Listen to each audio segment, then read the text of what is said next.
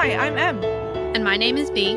And this is Fangirls Anonymous. A quick warning, this podcast is not for kids. We get into some pretty explicit stuff. But if you're still with us and into that, welcome.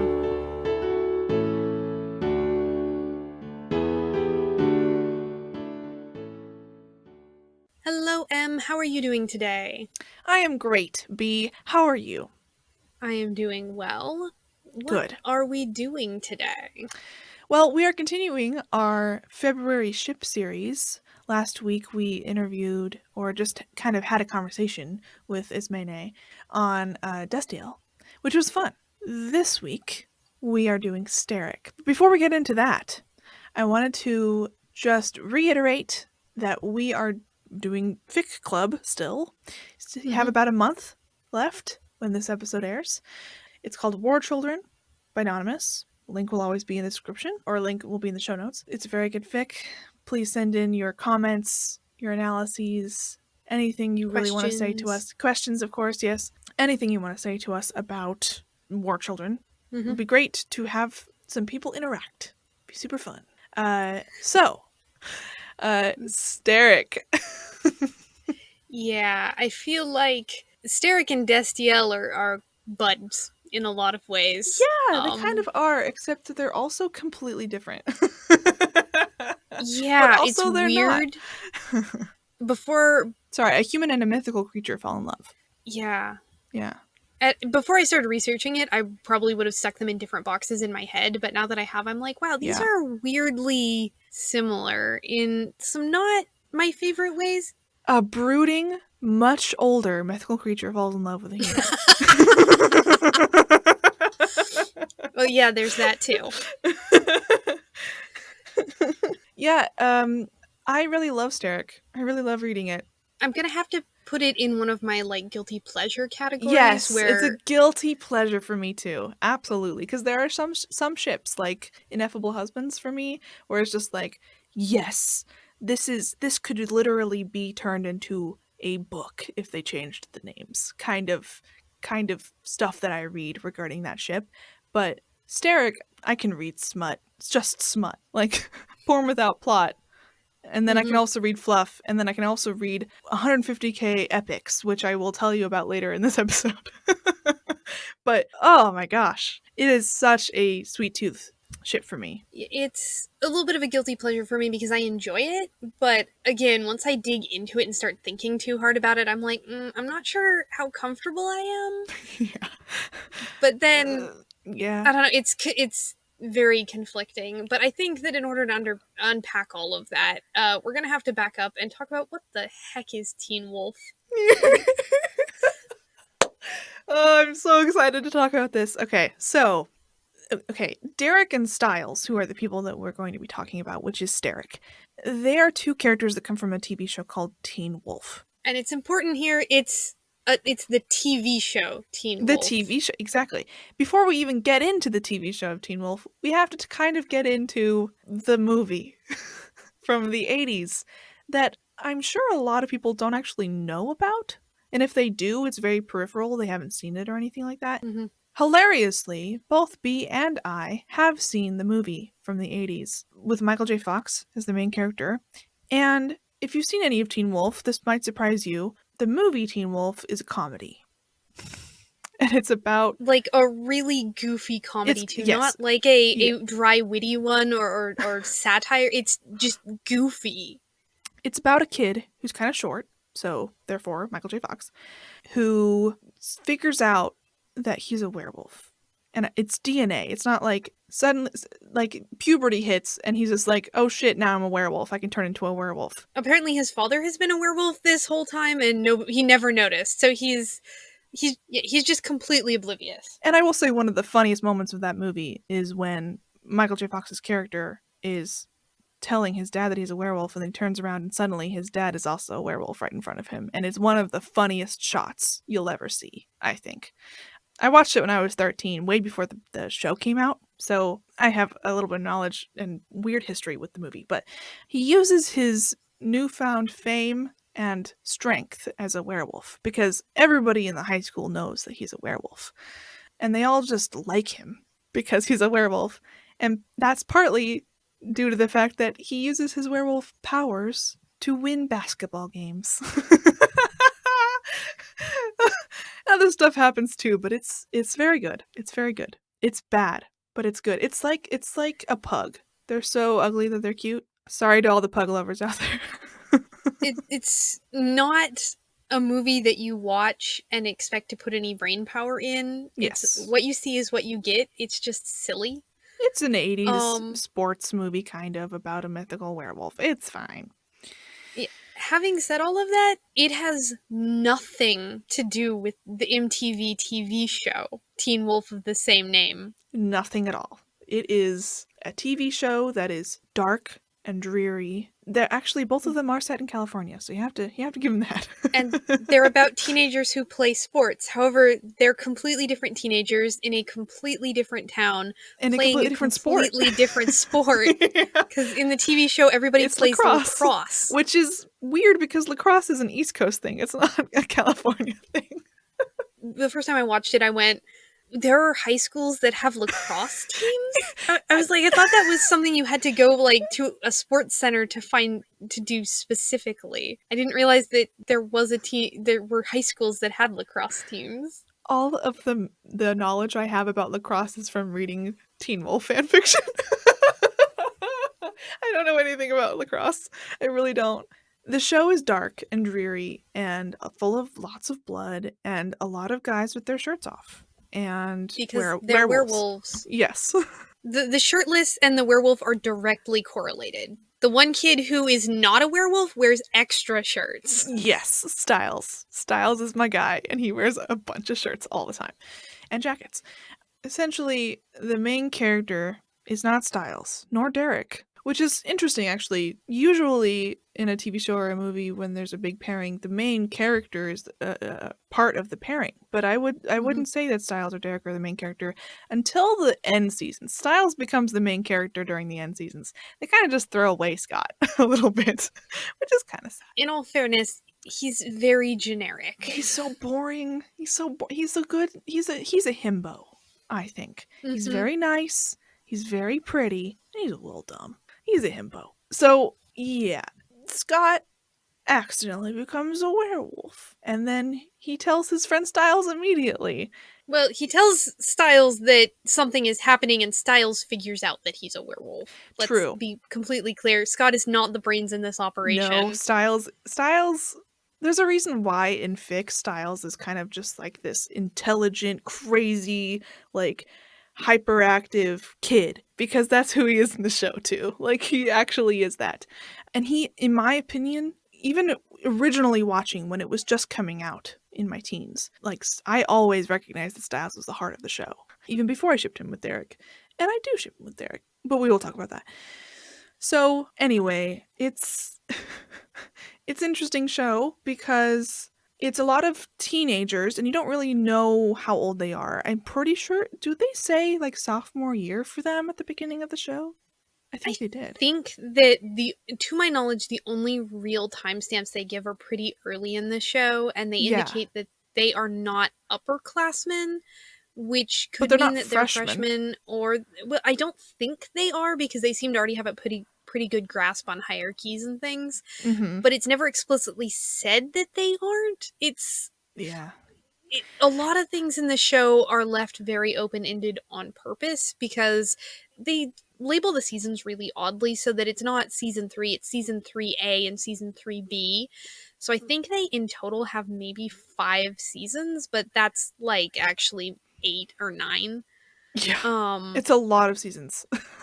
Yeah. And supposedly during that whole time, they somehow fit all of this into 4 years of high school, or 3 years, depending on when it's supposed to start. Like, they pull a Calvin from Calvin and Hobbes. He's always the same age, but he goes to camp with his family multiple times in the summer. You just don't question it. Don't think about it too hard. Personally, I headcanon that Styles and Scott and Allison, who ends up being Scott's girlfriend eventually, for a bit, but then comes from a family of werewolf hunters. It's crazy. And there's crazy stuff happens in this show. But I think that they're 16 at the beginning of the show, and then they gradually get older. That was my opinion, even though they're all like in their very early 20s when they all start as actors. So, but story-wise, I would say 16. Would you agree with me on that? That's a good spitball range. Yeah. And to be completely honest, as is going to be very, very clear as we get deeper into this, oh my gosh. The show doesn't care about these things, and neither does the fandom. Like, nope, the fandom none is at all. perfectly happy to make up whatever makes sense and just leave the show to do its own thing. It's kind of a thing that you just end up not caring about timelines, really. It's sort of like Detective Conan in that way. Yeah. You just don't care at that point, just let the story be what it is. So yeah, Steen Wolf. That's what I just tried to say. Teen Wolf.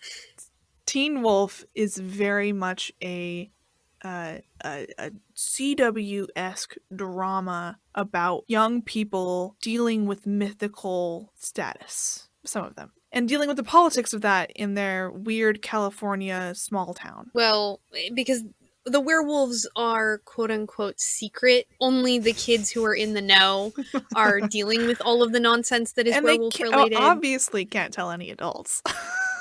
Yeah, or they can tell, like, one adult who is then sworn to secrecy, unless the adult is a werewolf or a werewolf hunter. But then there's Deaton. Yeah, and then there's Deaton. And then there's Deaton should be like a tag name. Yeah, Deaton is in his own class. So weird. He almost doesn't count as an adult because he just is sort of in the middle of the shenanigans with them. He does not give a shit about any one of them, in my opinion. He's there to help pets. He's a veterinarian, but he also does a lot of magic on the side, and he doesn't give a shit. Yeah. They're gonna do what they're gonna do, kind of feeling from this guy. I really like Deaton. Actually, he definitely gives the vibe of a man who would, like, go and buy them beer just to get them to leave him alone. And then he would lace it with wolfsbane. To teach them a lesson in humility or something. Yeah. He's a weird character. He's written as though he was supposed to be a mentor character for Scott who nobody cares about. Yep. So he just comes across as vaguely cryptic and useless. Isn't it crazy he becomes a mentor character for Stiles? Yeah. Yeah. It's weird. You know that's not what they were planning at all at the beginning. Yeah. I don't know that they were planning very hard for anything from the beginning. That's true. It's a weird show. Let's just put it that way. And also, I do need to say that because there are so many seasons, holy crap, so much weird detail, story, monster, like PTSD stuff happens to these kids over like 3 years. Mm-hmm. Especially when you get into like fic that is a lot later after the show has started, like 6 or 7 seasons in. Authors love to have, like, remember when we were freaking out when there was a Kenema? And then all of this crazy other bullshit happened after that. Mm-hmm. We weren't even expecting that. Like, fic writers like to do that sometimes. Anyway, just need to put that out there. Stiles. Yes. Please tell me about Stiles.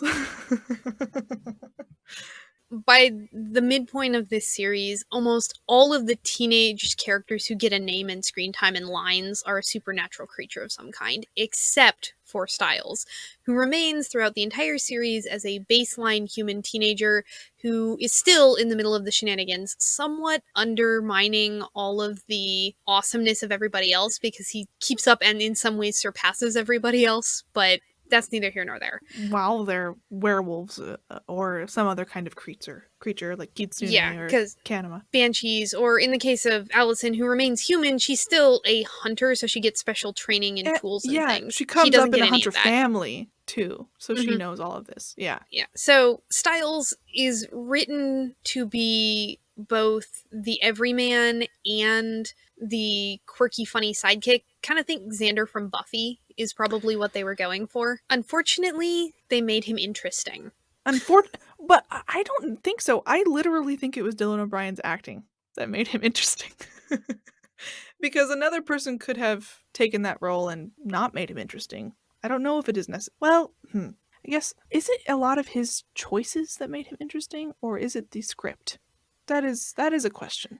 There is a symbiosis there that only deepened circular philosophy can come to an agreement on. True. He is a fascinating character. So much so that in later seasons, in the marketing thumbnails on streaming services, he's the one in the middle, and Scott and Allison are behind him, looking at the camera as a photo is being taken. Like he almost automatically, everybody's like, oh yeah, Styles. Styles is the main character now. And they give him way more screen time, way more lines, way more story arcs. Mm-hmm. He's also the best thing about the show, in my opinion. I don't think you would find a lot of people to argue. I mean, you don't argue with me, right? I would have to watch more of the show and think more deeply about it than I ever have. I would put forth as a counter argument, though, that despite them underutilizing them, they do have some pretty awesome lady characters. Because basically all of the women in the show are awesome in some respect in different ways. Lydia is the shit. That is true. I love Lydia. Mm-hmm. And who's the Kitsune character again? I can remember her mom's name, but Kira. She's cool too. I so ship her with Scott. Like, so much. Oh my god. It's so cute to me whenever I read a fic when they're together. So, on the flip side, we have Styles, everyman, token human character, who is a teenager. He's kind of almost like a fool character at first, but then he became so much more than that. On the other side of this coin, we have Derek, who is a near Byronic, tragic, shirtless, or nearly always shirtless, or leather jacket wearing. Leather jacket wearing, rippling muscles, stubble having, brooding werewolf character. Of, at least to begin with, semi-ambiguous age, but likely a several years legal adult. I headcanon 20 to 21. That was him at the very beginning of the show. We should talk about that, but we should. Yes, we should. He is written in, if Deaton is Scott's moral mentor and sort of the quintessential hermit-like old man who parses out wisdom to you, gives you riddles for you to solve in your quest. Derek is meant to be sort of the more hands-on martial trainer, sort of a mentor and almost rival. They're a little bit more on equal footing, but he's still very much there as a character to introduce the world of werewolves because he is one. And he's there he's the only one, apparently. Yeah. Well, except for the crazy one that bit Scott. They didn't know about that. He didn't even know about that guy. His uncle. Yeah. So he is gruff and kind of mean and really, really, really hates Styles to begin with because he's a token human who's kind of shoving his nose into werewolf business. And so you have gangly teenage character, hot dude, and everybody went, yeah, they should definitely kiss. On just a purely character basis, they do have some really interesting chemistry in the show in that because Derek is written sort of as a mentor for Scott, he can't be just a rival. They have to have a little bit of give and take. But with Styles, he just kind of doesn't like him. So Styles, of course, being a teenage boy, is offended by this and kind of steps up and tries to meet the challenge that he's been presented with.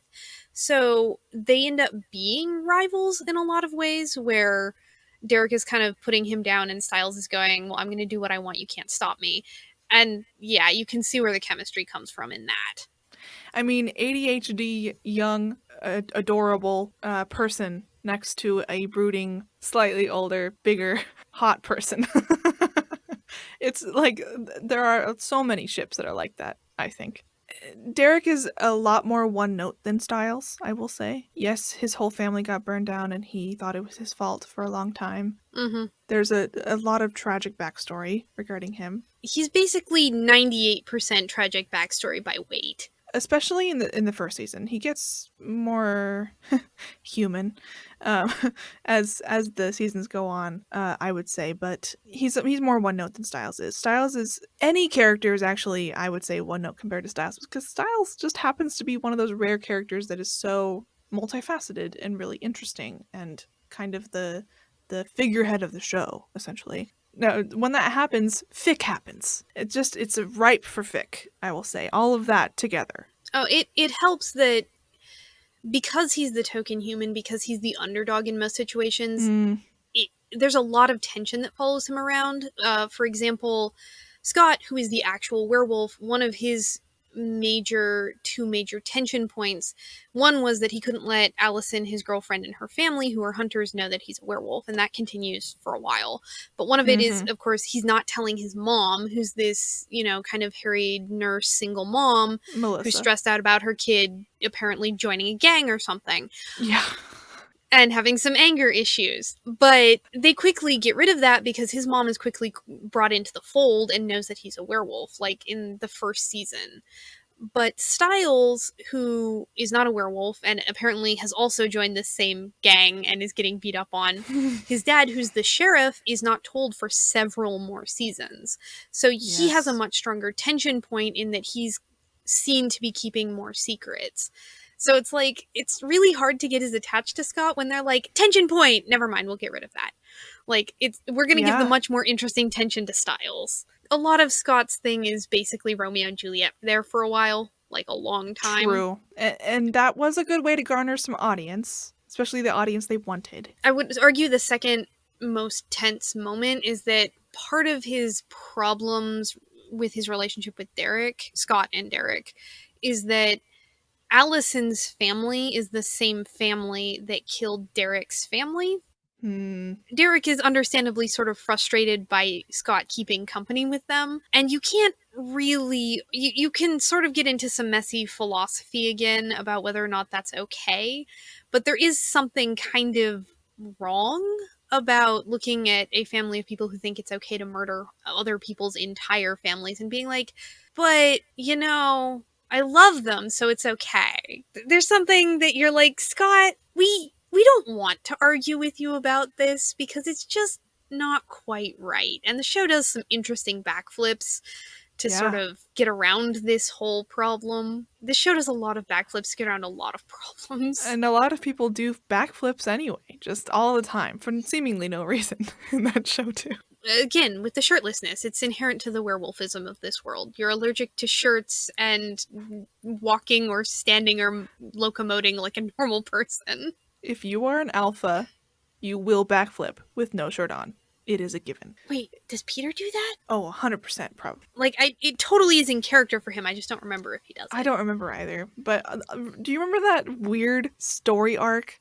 It was the Alpha Clan? Alpha Pack. Alpha Pack. Jeez! And those Alpha twins. Everybody was like, wow, they're so hot. I'm like, no, they're not. They're not hot. I think we digress. We digress, yes. Thank you. Okay, so this is definitely the most popular ship for Teen Wolf. By a lot. Like, I think the next most popular ship is Scott Allison, which is canonical. And that's like an order of magnitude less, I think. It's a lot. Having said that, there are other ships. Interestingly, the queer ships almost always involve Stiles. Yes. There are a couple of exceptions. The Peter that we're talking about is Derek's uncle. He's briefly a villain, and then he becomes an ally, becomes a villain. He pendulum swings between being an ally and a villain. They have him sometimes with another side character, Chris Argent, who's Allison's dad. And yes, he is a werewolf hunter. It's weird. It makes more sense if you get into the funky politics of the whole thing, because if Peter goes from being a villain to a sort of an ally to a villain again, kind of on a whim, Chris Argent goes from, I'm definitely a villain, or at least your enemy, to, oh wow, that's not morally reprehensible, to, I guess I'm an ally, to, I've been written off of the show. I will say that the best description I think of when I think of Peter is like, he goes crazy after his family dies. He almost dies. And all of his family dies in the house because he's Derek's uncle, and that's canonical. But when you have fic where it's nobody dies, like the thing that happens to make everybody die in the show doesn't happen, he is like the quintessential left hand to me. He's the best left hand character I've ever read in any fic. He is the person who will do the dirty work for what he believes in.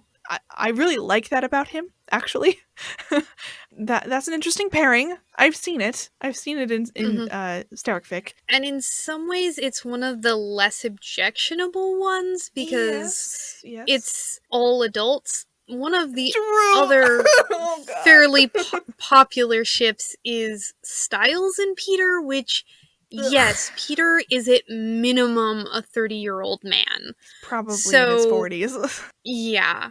And then some of the other kind of queer ships you have is you can have Styles and Scott. If Brothers from Another Mother is your thing, then I guess Yes, that that's is true. the ship for you. Okay, I want to put this out there that anybody can ship anybody, okay? Please, don't let my opinion or B's opinion affect any of your opinions about ships.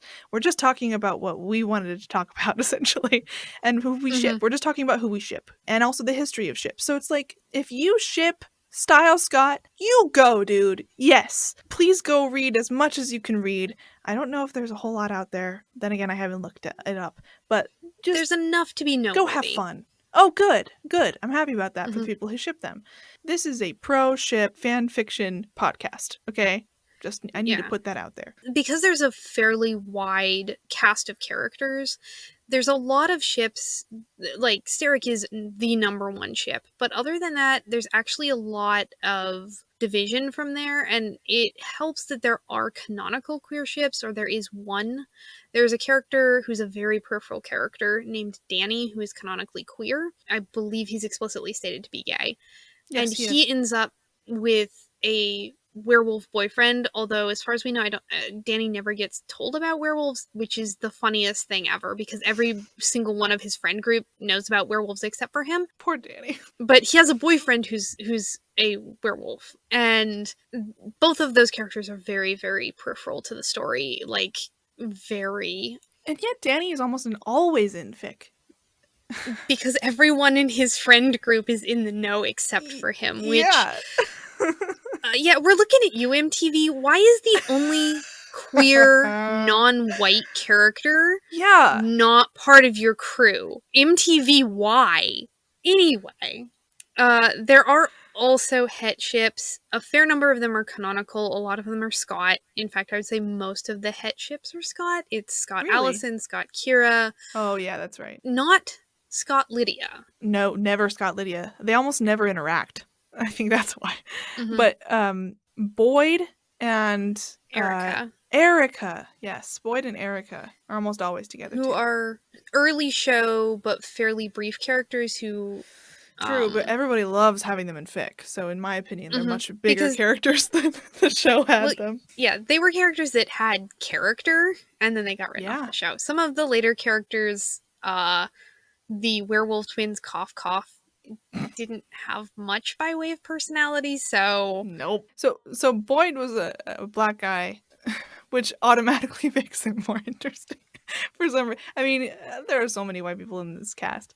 And Erica was a white girl who had didn't she have epilepsy? Something that gave her strokes, essentially. So by becoming a werewolf, she didn't have that anymore. It's fascinating. Yeah, people like to talk about it a lot in fic. Yeah. And Lydia, who we've kind of talked a little bit around, is the popular girl, but she's also apparently really, really smart. And Styles had a huge crush on her. That's canon. For a very long time, and desperately wants to have her be her boyfriend, at least early in the show. So there is fic out there where they become a couple of some kind. She's scary intelligent.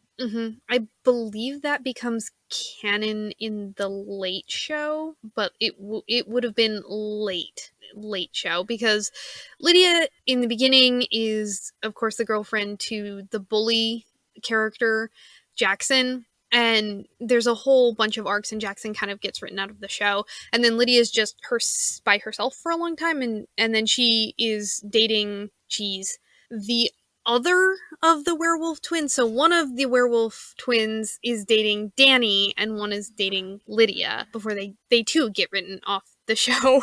Lydia is such a weird, interesting character. To me, Styles and her are such a bro TP. Yeah, I enjoy them being best friends because they're both smart, and it's more fun to not sexualize her as a character and let her be interesting. A lot of fic tends to have her be in the werewolf pack, and she's like the I can fuck you up with my intellect kind of person. Like, Like, she's kind of an attack dog in that way. It's so interesting. I think, and again, we're just gonna take a deep breath here because we gotta talk about the age thing. Oh, God, I know. I think late in the show, Lydia ends up trying desperately to shack up with one of the sheriff's deputies. What? Who ends Why? up being another side character, Deputy Parrish, because he is another supernatural creature. I don't know, supernatural catnip. Parrish is also in so much fic. That is funny. Yeah. Like I said, there are so many characters because there are still, like, first season characters that I haven't mentioned. Yeah. And there are a whole frick ton of late season characters that I have not mentioned. See, when you think about Teen Wolf, you don't really think how big the cast is. But it's giant. Like, it's so big. I think that you don't think about how big it is because they have this terrible habit of having them in for a season or two and then you never see them again. So there's a whole bunch of characters that are not on screen concurrently. Like, Erica has no relation whatsoever to Liam, who is a very late series character. They have no interaction. Like, Erica is long dead by the time that Liam gets inducted into this world. And there's a completely different power structure. So you're like, okay, there's a lot of characters, but you can just sort of, like, cherry pick a time and only have maybe 10. It's true, but then there are, like, actually 50 that have backgrounds that you know of, you know? And people like to use in fic. Backgrounds is a super strong word because, like, some characters keep popping up and you're like, what is your actual personality? Like, for example, Derek's mom, who was the alpha of Talia. his pack before she was killed. Yeah, Talia. She pops up all the time, but what her actual personality is super confusing because Derek was like, but I loved her. She was my mom. She was a great alpha. Everybody respected her. She kept peace in the territory. And on the other hand, you have these examples of where she, like, steals her brother's memories of his kid. And you're like, that's a really dick move. Why would you do that? So what is she?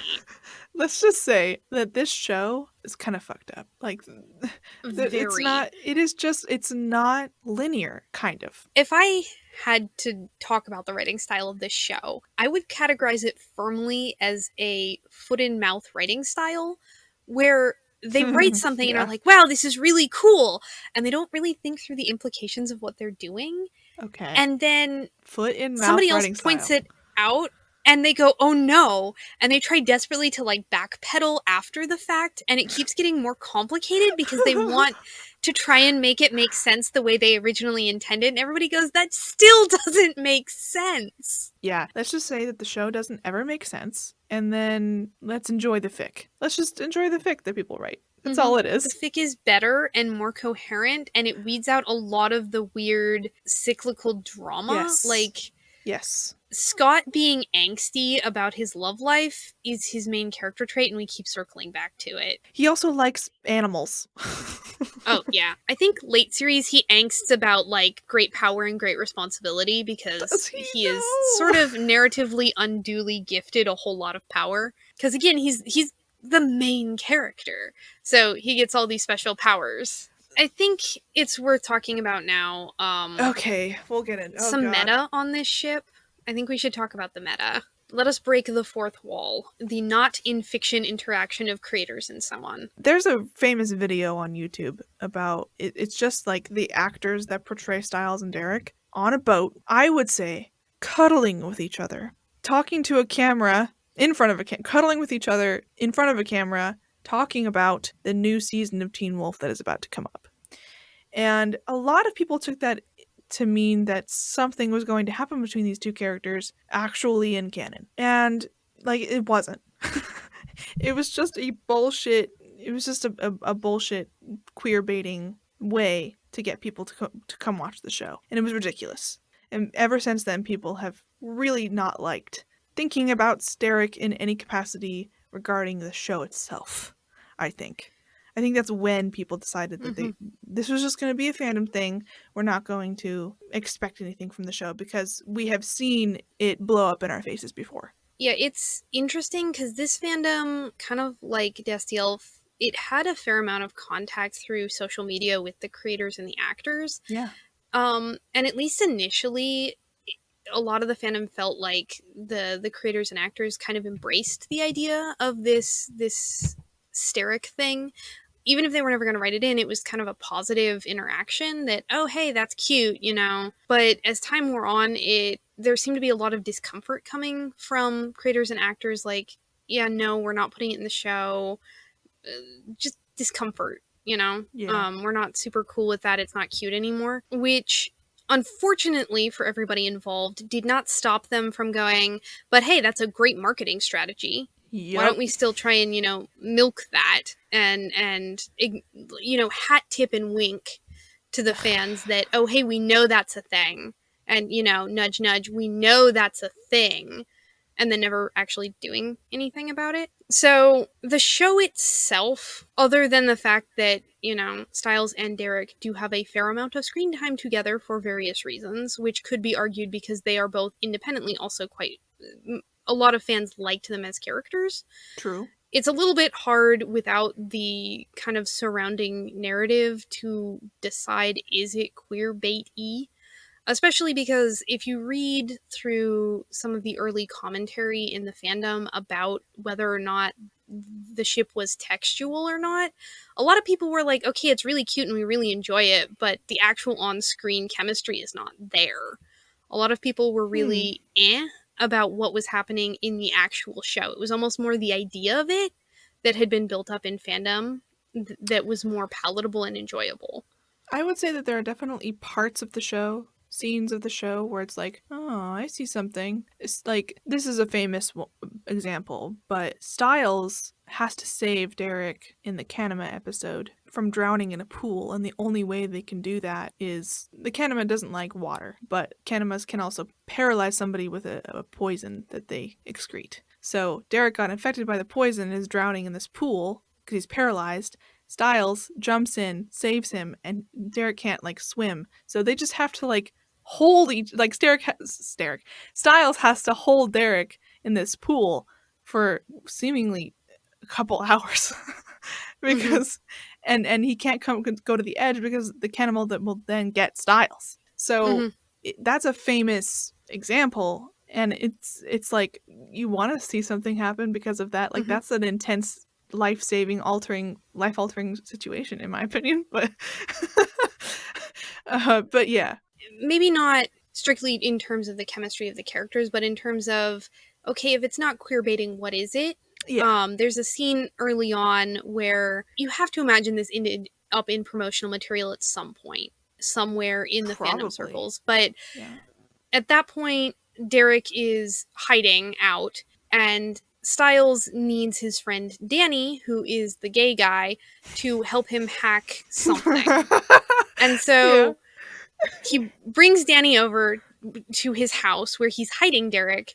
And in order to incentivize Danny to do this thing, he kind of gets Derek to take his shirt off and like flex. And you have to imagine that the way that they would have played a scene like that is, oh, look, he's stripping sexily in Stiles' bedroom while Stiles is watching, you know. And even in context, you're like, okay, what other read do we have on this? Yeah, Danny is there, but Danny is super peripheral to the entire interaction. Yeah. So we can talk back and forth about the canon of this show. It never actually happened in the show. No. Which is different than Destiel, even though it half happened in Destiel. But it doesn't matter because the fic is what it is, and it's good fic. So at this point, thank you for giving us these characters so that we can write and edit and read and create about these characters. That's essentially where it comes down to, I think. And prune it down to the good stuff, because this show has a lot of fluff. Oh my god, doesn't have fluff. Not in the, these two characters are like, you know, they're just making breakfast together in the morning or that kind of thing. That's not that fluff. More like, okay, did we have to have another episode about this specific thing that had nothing to do with the main arc? Like, or things that are like, this is the same character emotional journey we had a season ago. Yep. Do they need to learn that lesson again? This? Yeah. It's interesting. The show is bad. Yeah. The show's not good. It's just not good. Yeah. No, and to be completely fair, fandom does a lot of heavy lifting to try and So kind of much. make it work, which unfortunately there is one thing that fandom has kind of been running on its little hamster wheel about that I'm not sure that it is fixable, but it's worth talking about. Yes. And that's the age thing. The age thing. The age thing. Let's just say, do you ship it though? I have a headcanon that I use to make it okay for me, and it's based on, I guess, meta lore. Cool. Fun. Give it to me. So the short version is I headcanon that Derek is younger than he is actually canonically in the show by about 3 years, and that makes it better in my brain. There's a less of a power imbalance there. The long version is, and this may be completely made up. I have not put in the research to figure it out. But Okay. supposedly, original, maybe way back to original concept, Derek was supposed to be around 19-ish in the first season, because it was Teen Wolf and they wanted all the werewolves to be teenagers except for the bad guys. And so they were, which again, these actors are all in their mid to late 20s, so you're going to have to take a deep breath and move on. Sure, he's a 19-year-old that looks like a 28-year-old. That's fine, whatever. In my brain, he's 19 because of this. Having said that, in the show, I don't know how explicit they ever are about his age, but consensus seems to be somewhere between 21 and 24 in the first season. I've seen a lot of variation, and again, we've already discussed Styles' age is somewhat in flux. He's probably 15 or 16 in the first season. So the reason that Derek was aged up was because the showrunners, and this is where the sort of foot in mouth writing comes in, realized that they had a plot that just got a whole freak ton skeevier if that was his age. Not that it wasn't bad, because his tragic backstory is that, of course, hunters came and killed all of his family and burned down his house. Well, they were able to do it because he was tricked by this hunter into telling all of his werewolfy secrets so she could trap them and kill them. Well, at the time, he was in high school and she was a substitute English teacher, which is bad enough if the kid is 17 going on 18 at the time because she is an adult. But if he was 19 in the first season and it is explicitly said that the fire that killed his family was 5 years ago, he was 14, which is a level of pedophilia that nobody was comfortable with at all. So they're like, okay, let's make him So 22. they all looked at each other, yeah, and they were like, he can't be 19. We're not doing that. You just can't do that. And they aged him up by a significant amount to make them all feel better about their already pretty awful storyline, because you know what? My 2 cents, it's statutory rape no matter what. I don't care if he was frigging 18, you were his teacher. That's not okay. I mean, how old was Kate? Do we know? Unclear. It is never explicitly said, but it is assumed that she was young and pretty, so she could be anywhere from, in her, assuming that she is old enough to conceivably have a teaching degree, 22-ish and faking it, to early 30s. Like, it's not technically statutory rape because 18 is the age of consent, but the age of consent within 4 years is like 15 or 16. You have to be within 4 years of their age, but 18 is when you can have sex with any adult, basically. Yeah, it's rough. I learned I didn't learn that bit because I'm reading fanfiction or anything like that. Like, I learned that in high school because the police would come to our English classes and be like, hey, what's up? This is what it is in all of the states. And I'm like, why are you telling us this? Oh, people around me are having sex. That's right. So that's part A of the age thing, which leads directly into part B, which is if they aged Derek up canonically to 22, 23, and Styles is 16. Oh, God. That's not great either. This is a can of worms. Oh, my gosh. Yeah. Especially if he does have a past as a victim of, a power imbalance of an adult on a child. There's something not great about that narrative. A lot of people who write Sterek fic age Styles up. Mm-hmm. So the story, if it's an AU, he's almost I think I've only read AUs of Sterek fic where Styles is over the age of 18, like in college kind of a person. Mm-hmm. A lot of people tend to write them as two consenting adults. If Mm-hmm. it is in canon, then, or if it is canon compliant, then it is very rare to find smut, I would say. At least the ones I've read. To be completely honest, it has its fair share of underage. It absolutely does as a fandom. True. Very but true. For the people who feel like justifying it or trying to moralize it in their own way, a lot of times you either end up with a relationship where they are very explicitly waiting until Styles is 18. Yes. Or there's some very explicit extenuating circumstances, or they otherwise sort of textually... They contextualize those decisions. And they don't... When they're a good fic writer, in my opinion, they don't put any particular effort into moralizing it. Like, no, it's okay. They just let it be as good or bad as the act is. If you don't like it, you do not have to read it. I'm gonna put forward that, unfortunately, in this show, Sterek is definitely on the tamer side in terms of the age thing. I mean, there is obviously Derek and Kate, who... question mark on her age, but not great any way you slice or dice it. Ugh. And there is, of course, as I mentioned, way back at the beginning, Styles and Peter. Sterek is definitely the easier pill to swallow when it comes to these kinds of age differences. Ugh. Especially knowing that Peter is wholeheartedly shipped with, at various points, Chris Argent, Allison's dad. I've seen ones where he is shipped with Styles' dad, and I have seen ones where he is shipped with Scott's mom. So... What? Yeah. If she's gonna be with anybody, it's gonna be the sheriff, not Peter. Do they even interact except for her checking his pulse at the hospital? Like, I don't even think that... Melissa... There is a point in canon where he pretends to go on a date with her, or does actually go on a date with her to psych out Scott. No! So... Well, she figures out later that he's kind of he's the dickwad alpha that bit Scott, and that just absolutely nips that in the bud. Love it. But technically there is some canon text there.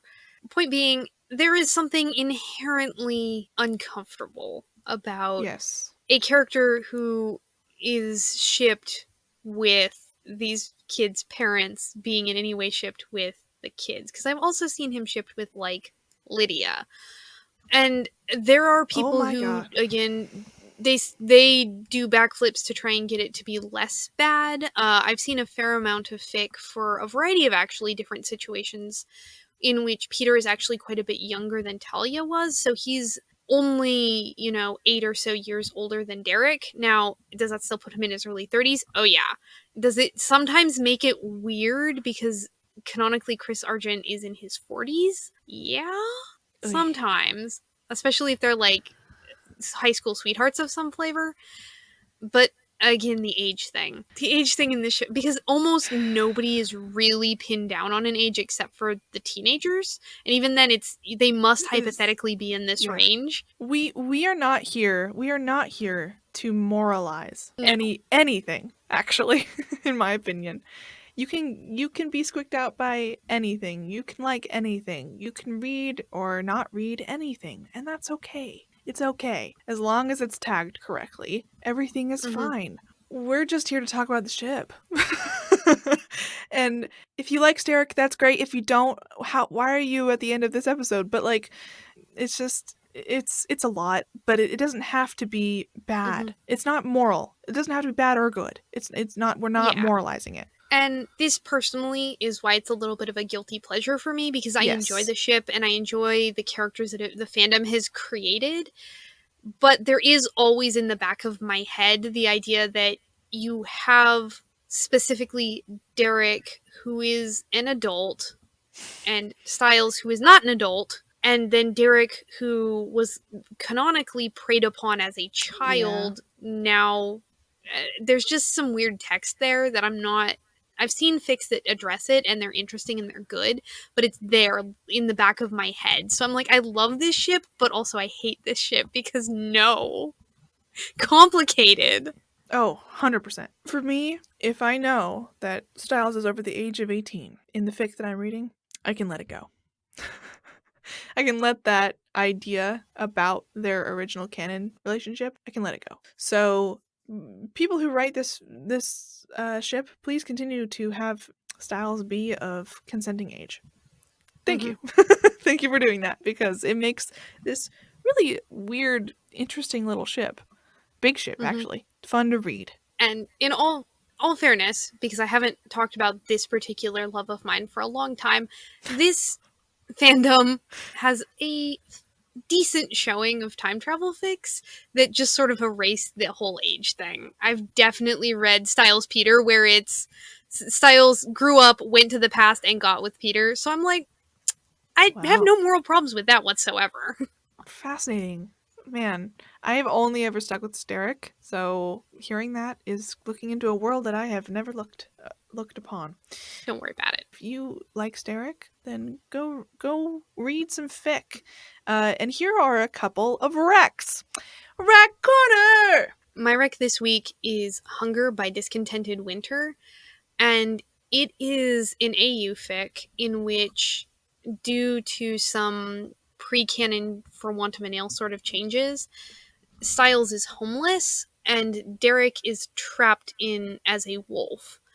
And they end up meeting up and just kind of trying to survive together. And it is heartbreaking and heartwarming, and it's got some excellent tension. It takes the canon world and characters and it still makes sense and tracks how you got from point A to point B.